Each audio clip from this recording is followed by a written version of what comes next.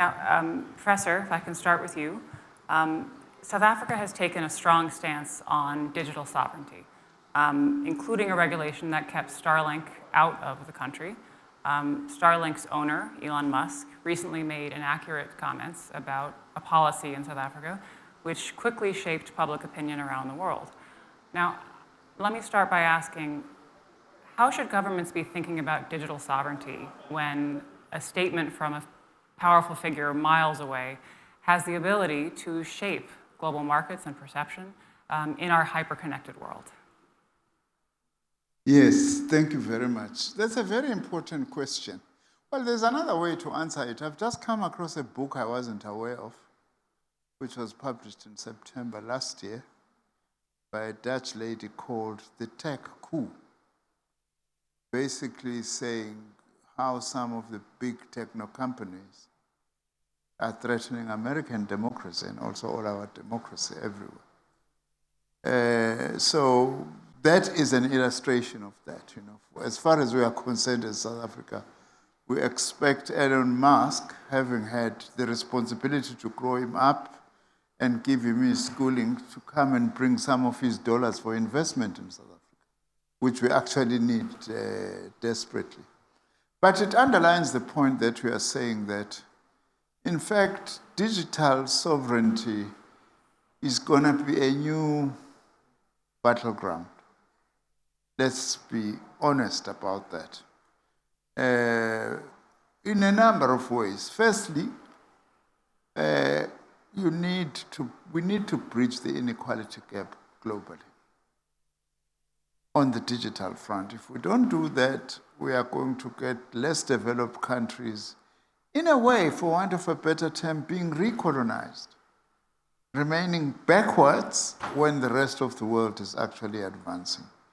So the first point then that I'm making is that one can't talk about, it's strange, digital sovereignty without partnership at the same time. The two things should not be seen as opposites, that we do need partnerships. For instance, we welcome the fact that the UAE announced an investment of up to $50 billion in the summit in France on artificial intelligence. We hope that such investments also will be used in such a way that we are able to consciously bridge the global digital gap, which is what in South Africa, in terms of what we are trying to do, is that in our own context, given our challenges, we have first of all to invest in digital connectivity. Even before you talk about sovereignty, we need to invest in digital, because for us that's sovereignty. For South Africa, we have to make sure that we provide digital infrastructure, that we produce digital skills that we actually need. And then, of course, that is very deeply linked as South Africa. To what extent then can we let ourselves be able to be a player? You can't be a player globally if you don't have some sovereignty, because all that happens is just you get absorbed. You can't interact and engage as a sovereign state, as a sovereign country. So the two things are interlinked, digital sovereignty and partnership, so that we address the inequality gaps. We are investing a lot in South Africa. If I get a chance, I can be able to tell you more about this, to build digital capacity, given the needs and where we are. And the rest of the world has to understand that. That is why, unfortunately, we find some newly elected presidents claiming that South Africa is grabbing land, which is far from the truth, and totally overlooking the fact of where we come from. Centuries of colonialism and decades of apartheid, which was declared a crime against humanity. 70% of the land is not in the hands of the black majority in South Africa, for instance. So this thing that there is a land grab and there are people who must now go and migrate to the United States, that actually shows also, by the way, the power of communication, and perhaps that your tech giants have become setters of the agenda, even if it's an agenda that is not good for development. Very interesting. Now, you mentioned inclusion, and Guillaume, you have strong opinions about what civilization can look like with more technological inclusion. In addition to building thermodynamic computing, which I want to hear about, you're a pioneer of a philosophical movement called effective accelerationism, EAC for short. It's been described as a kind of techno-optimism. You described it to me as something that can help us achieve a technological and cultural renaissance. So people are feeling anxious in 2025 so far around the world, as the Professor mentioned. What is the case for techno-optimism in 2025? You know, as we reach the era of so-called AGI, I don't necessarily like that term, but human-level artificial intelligence, I think the cultures and nations that embrace AI and welcome it into their lives, into their corporations, into their governance policies will do very well, right? AI provides intellectual leverage right now for white-collar work, right? It can automate bureaucracy, and in the near future, it's going to provide operational leverage through robotics. And again, the corporations, the nations that adopt this technology first and maintain an open mind will prosper. You know, the EAC philosophy is really a sort of prescription of being open-minded and embracing disruption, and that allows whoever has such an open mind to have their tribe or corporation or nation grow, right? And so, in general, I think we're going to live in an era where we're going to have mass-scale prosperity for those that embrace this technology. My concern was that there could be an over-concentration of AI power, both at an algorithmic level, so how to build the models, but also at a compute level. And then there's a third axis now, which is energy. What we're seeing in the United States is a large investment in compute, and ideally, you know, we would like that to be more decentralized. Each nation to build their own cluster, to own their own extension of their cognition, right? You want to control the hardware on which it runs, you want to control the algorithms, and this is why we've been advocating for more open source work, so that you can inspect the model, you can fine tune it, you can imbue in it your own culture, so that it's not an imported cultural prescription from another nation. One policy prescription we've had was, again, to not legislate an oligopoly in the United States of only these few players are allowed to run AI at all. We think that would be, first of all, too much algorithmic risk, which we've seen with DeepSeek R1. If there's only a few labs with the same researchers that turn between labs doing the algorithmic research, then there's risks in the way that we're doing things, that there could be a much better way around the corner, and we've seen that with China releasing a model. I think if we live in a future where every nation can own their own compute, every nation can train and fine-tune their own AI, and can embrace this technology, then every nation can be prosperous and not necessarily just feel like they're being taxed by the United States big tech giants, which would otherwise have a monopoly on AI. And so that's what I'm trying to enable with the tech breakthrough I've been working on. I used to work at Alphabet X Lab before on quantum technologies, and I left that to start this paradigm of computing, which is far more energy efficient than today's GPUs, because I believe that if we address the sort of energy demand bottleneck to scaling AI, then we're going to be able to scale AI far more. But also, if you don't need several nuclear power plants to run a human-level AI or train one, then it's going to become a much more accessible technology. And so that's what I'm working on. Excellent. Now, Professor, I saw you nodding as Guillaume spoke about decentralization and countries being able to build their own tech. President Ramaphosa spoke at Davos about the need for partnerships, echoing what you just said, and the desire for an inclusive governance model. But the trend, I think, that you've both identified is lately been away from cooperation and towards a kind of digital nationalism. So tell me, where do you think governments should cooperate on tech, and what should they build and own on their own? Yes, I'm glad you're emphasizing that, because, for instance, the big task for countries, as I have said, is to build digital capabilities.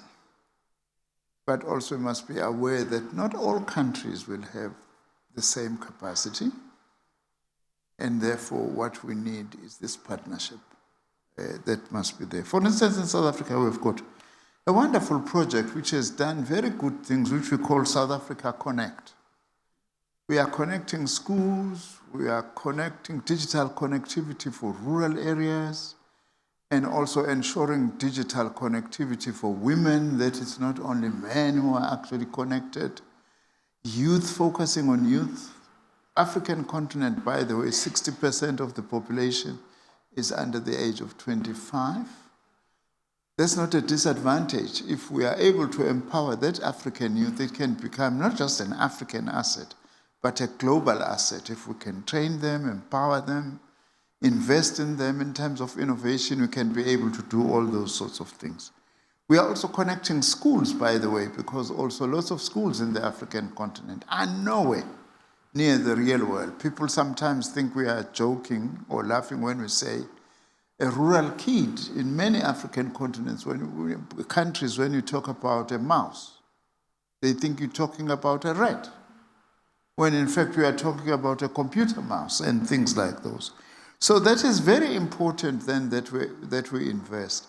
But the issue of partnership, that's why even we are president of G20 this year. That's how our theme is not by mistake, that one of the focus there is solidarity. Because the world also will have to understand that COVID-19 taught us that you cannot just be able to supply vaccines in parts of the world and hope that you will then stay clean. A friend of mine from the US puts it very nicely, he was criticizing the same person who's come back to the White House, saying that to try and say the US must get the vaccines or Europe and so on, forget about the rest of the world. It's like a group of people in a swimming pool. And then you say, those who want to go and relieve themselves, they can go to that corner of the swimming pool, hoping that the rest of the people who are in the swimming pool are not going to be affected by that. It's not a nice story to tell, but that is actually the truth, that we do need, we cannot afford another whole round of development favoring particular countries at the expense of others.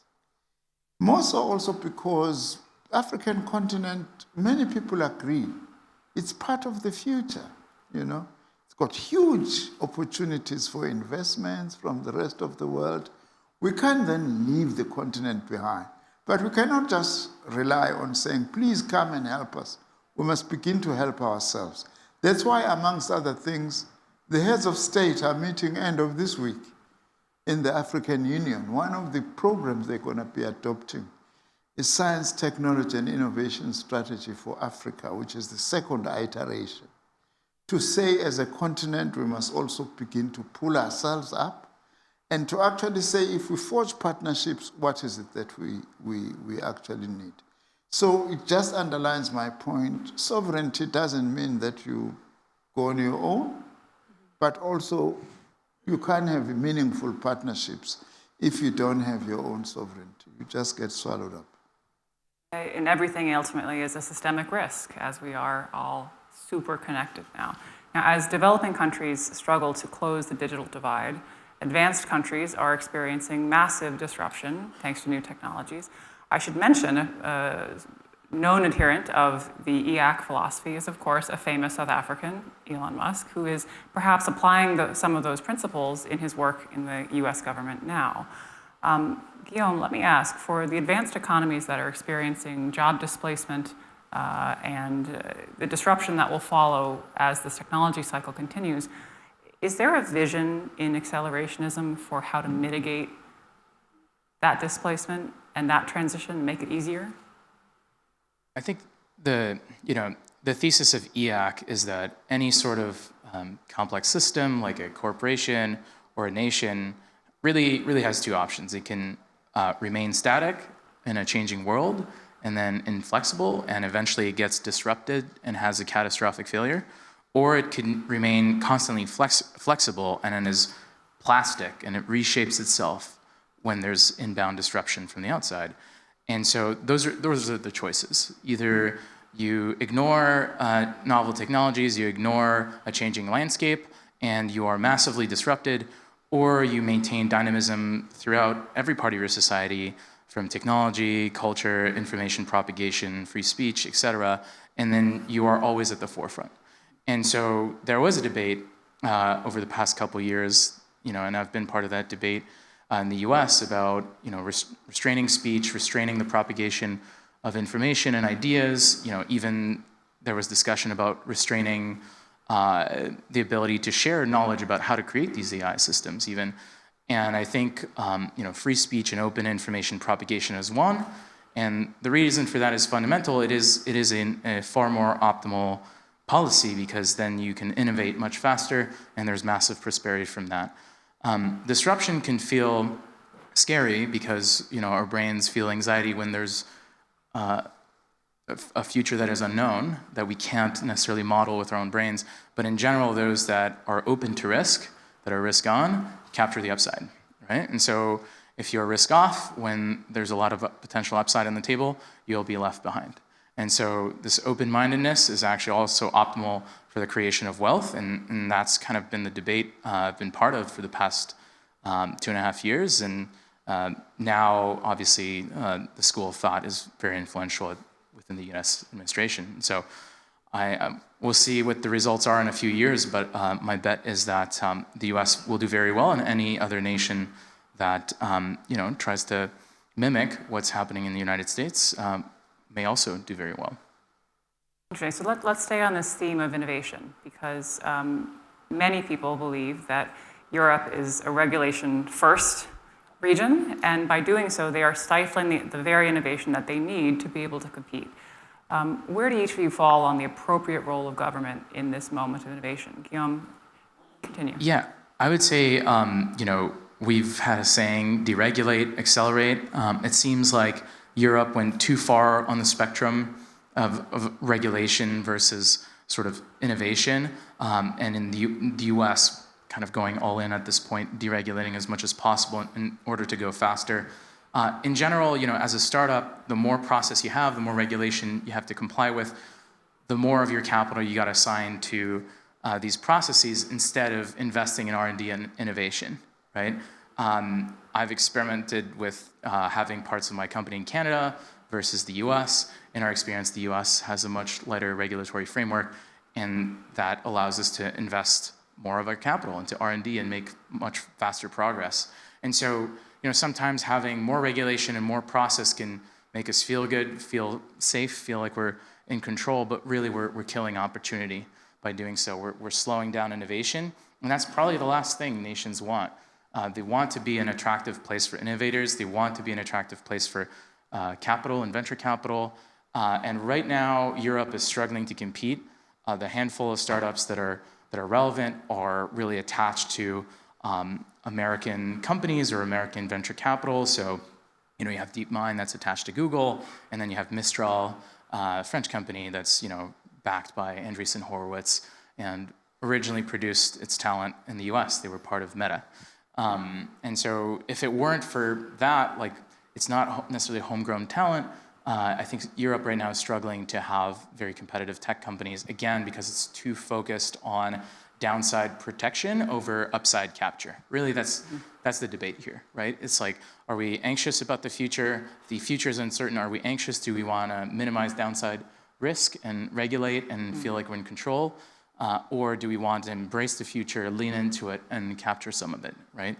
And that's a debate Europe has to have for itself.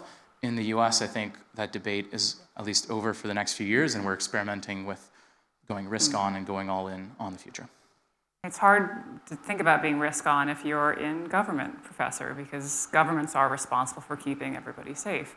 Where do you fall in this question of the risks of over-regulating in this moment?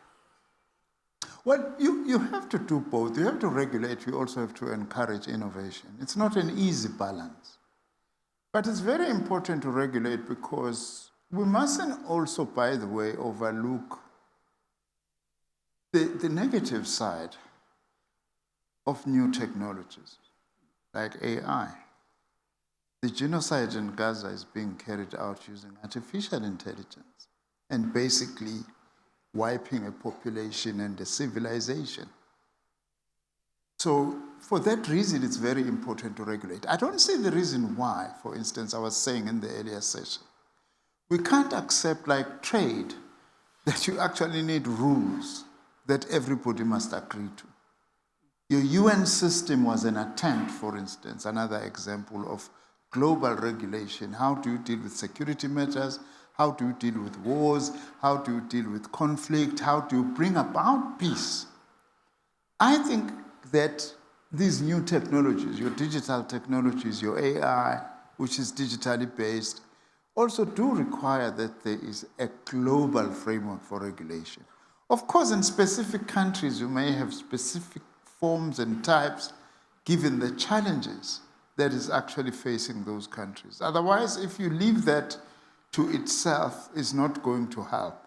I don't think we should be afraid of technologies, but at the same time, we should see the dangers. But also regulation should not only be seen as a defensive intervention.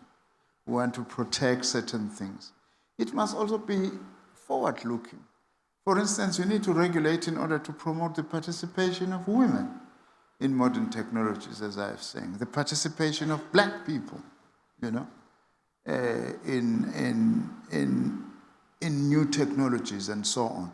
That is also very important that we do that in order to try and foster that kind of an arrangement. But it's going to be a very difficult one because some of the people don't want regulation because they want to advance super exploitation of their populations or even regions of the world, not for good reasons, that they actually do not want regulation, those who do not want it. Precisely because of that. That is why I think that what UNESCO is trying to do is something that South Africa would encourage all countries to actively participate because UNESCO has set up a process on AI and ethics. It's an absolutely crucial issue because regulation must be located within that context. What should be the ethics informing or guiding new and modern technologies? Even part of those ethics is to address underdevelopment in the world. Yeah, I would push back on the need for global regulatory framework against AI. I think there was a debate at a national level in the US as well. And in general, there's been attempts at regulating AI in the US already. It's very difficult to regulate a technology that's moving as fast as AI. If you, let's say, put a threshold on the compute for the training, then now the test time compute, which is at inference time, starts scaling, right? And that's a way around the regulation. Any regulation you make, people will innovate around, and it's a technology that's moving too fast and regulation is far too slow. So there's a sort of frequency mismatch there, and by over-regulating, you're gonna kill opportunity and progress in AI. And I would also push back on saying that the deregulation is just for bad. I think that's a caricature of what entrepreneurs and technologists are trying to do. In general, AI is a meta technology. It's a technology that produces other technologies, and it's going to be the biggest engine of prosperity throughout the world, and it's going to rise everybody up by several levels of prosperity. In general, if all goods and services become much cheaper, if there's universal access to AI tutors, there's universal access to AI doctors, there's no way that's a bad thing, in my opinion. And I think making the technology cheaper and cheaper and cheaper and more accessible is the goal here through this sort of breathless competition in the United States and throughout the world to make this technology better and more accessible. So in general, I think our thesis is that the ultimate version of good is having this competition and this acceleration of technology and capital. The techno-capital acceleration, we call it, is really going to drive down the prices of everything and in a way that's going to give people more wealth, and that's a good thing. So I just want to push back on that. But if I may come in, sorry, I'm not taking over your moderation. I think we must distinguish between regulation and over-regulation. And let's not equate regulation to over-regulation. which is what I hear my co-panelists saying here. You know. No one is arguing for over-regulation. Of course, we can argue what is over-regulation and so on. And also, by the way, history has taught us that usually the powerful are against regulation because the balance of forces and the balance of power favors them. So they oppose regulation because it's going to restrain them from achieving what they want to do. So the powerful are always against any type of regulation. But for developing countries, which is most of the world today, by the way, we must not forget that, it's a real issue. Even the word regulation sometimes is used wrongly. If you take what I was saying, how must regulators also promote certain values, certain ethics that are able to address these inequalities that we have, pull children from rural areas, up to be like the rest of the other children. Some kind of a positive regulatory framework is very important. As I say, usually the powerful don't want regulation because they know they're a head start. They are always far there and the others are behind. I will add, that the exact opposite happened in the United States. I work in a startup. A lot of people that work in startups, little tech, have far less power than big tech. Usually big tech and incumbents were welcoming regulation in the US because that would allow them to have regulatory capture. There would be no new startups that come and disrupt the way they're doing things because they would be tied up in bureaucratic red tape. So in fact, having less regulation is sort of equal opportunity to compete for everyone.